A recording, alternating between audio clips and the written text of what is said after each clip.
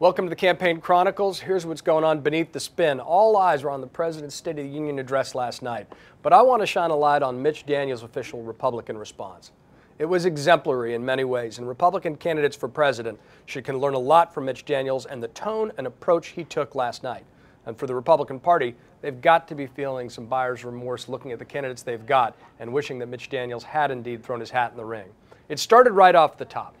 Mitch Daniels framing the role of loyal opposition. The status of loyal opposition imposes on those out of power some serious responsibilities: to show respect for the presidency and its occupant, to express agreement where it exists.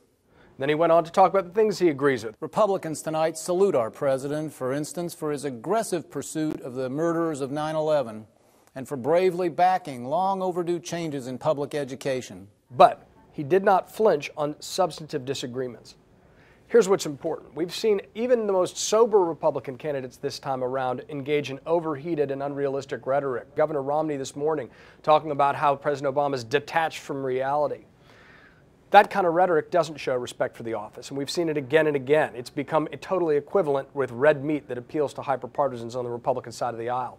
But what Governor Daniels did yesterday, backed by his own incredibly strong record as a fiscal conservative in Indiana, is lay out a sober, substantive argument for change, saying that this country is on a precipice when it comes to the grade of public debt and deficits, making a case that this is not matters of ideology or party preference. The problems are simply mathematical, and the answers are purely practical. The case Mitch Daniels made last night is precisely the right one for Republicans to make, appealing to a sense of generational responsibility and concern about the economy that can appeal to independents as well as Republicans.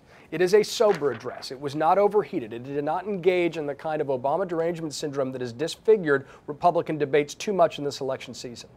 It is exemplary, as I said, and Mitch Daniels still deserves to be regarded as a leader of this Republican Party. If that fantasy, and I believe it is a fantasy, of a brokered convention comes forward in September in Tampa, again, this response can be textbook, and Mitch Daniels could just be the kind of solution the Republican Party needs. But again, in a time of overheated rhetoric, Mitch Daniels set the standard. This is a speech that should be widely replicated, studied, and understood by the Republican Party, because in it lies their best hopes of connecting with independents and centrists heading into the 2012 election. That's all for me for Campaign Chronicles. See you tomorrow.